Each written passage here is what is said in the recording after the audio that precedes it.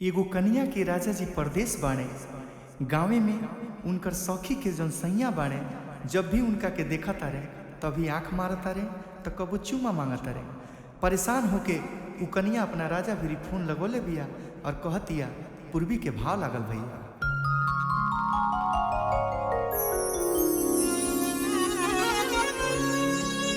सखी के सैया हमसे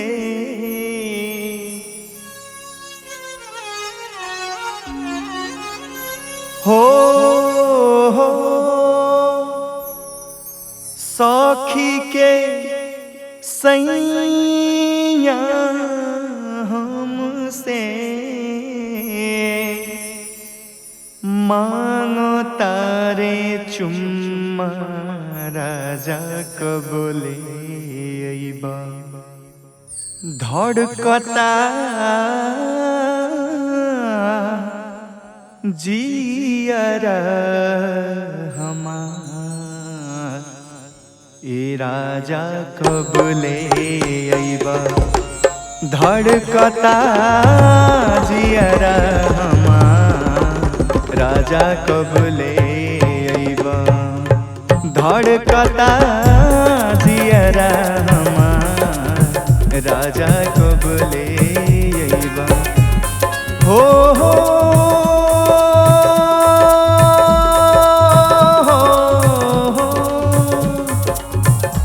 सखी के सैया हमसे, सखी के सैया हमसे मांगो तारे चुम्मा राजा कबले अइबा। धड़कता जियरा हमार, राजा कबले अइबा। धड़कता जियरा हमार, राजा कबले अइबा।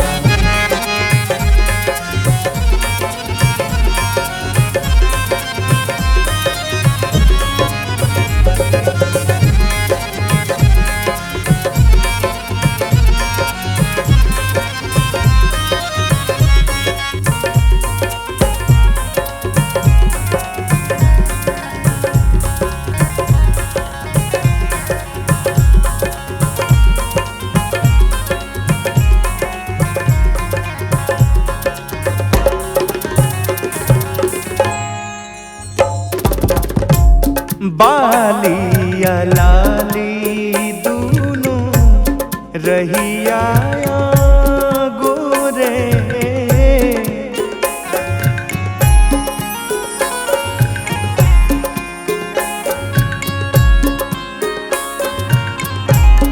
बालिया लाली बालिया लाली बालिया लाली दूनो रहिया गोरे।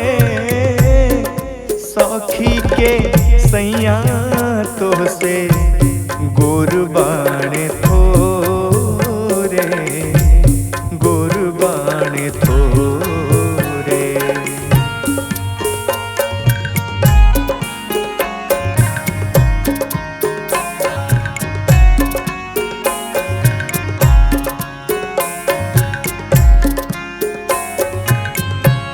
तोहके अगोरा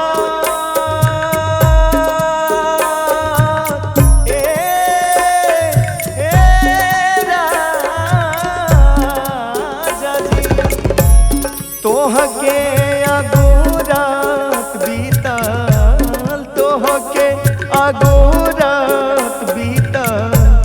केतना ले जुम्मा राजा कबले अइबा। धड़कता जियरा हमार, राजा कबले अइबा। धड़कता जियरा हमार, राजा कबले अइबा।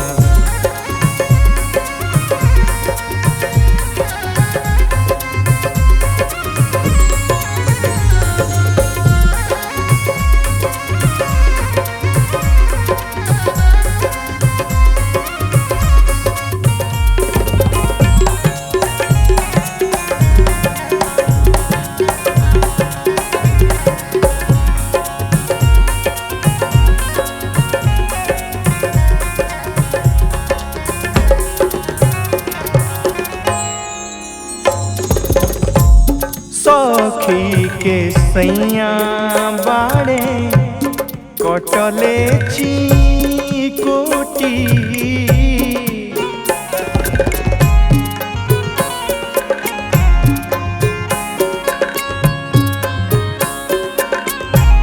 सखी के सैया सखी के सैया सखी के सैया बाड़े कटले चिकोटी।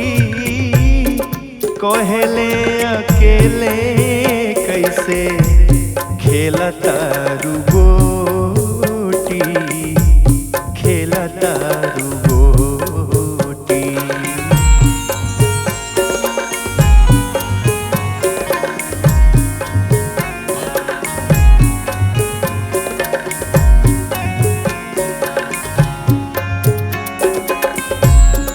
काथी पराही राजा,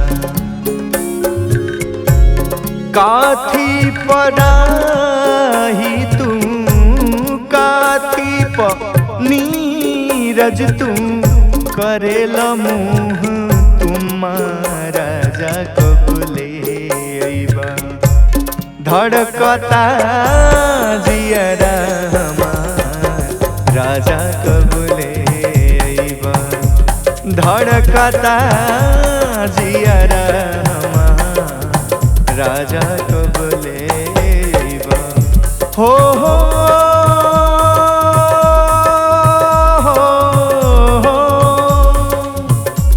सखी के सैया हमसे, सखी के सैया हमसे मांगता रे चुम्मा राजा कबले अइबा।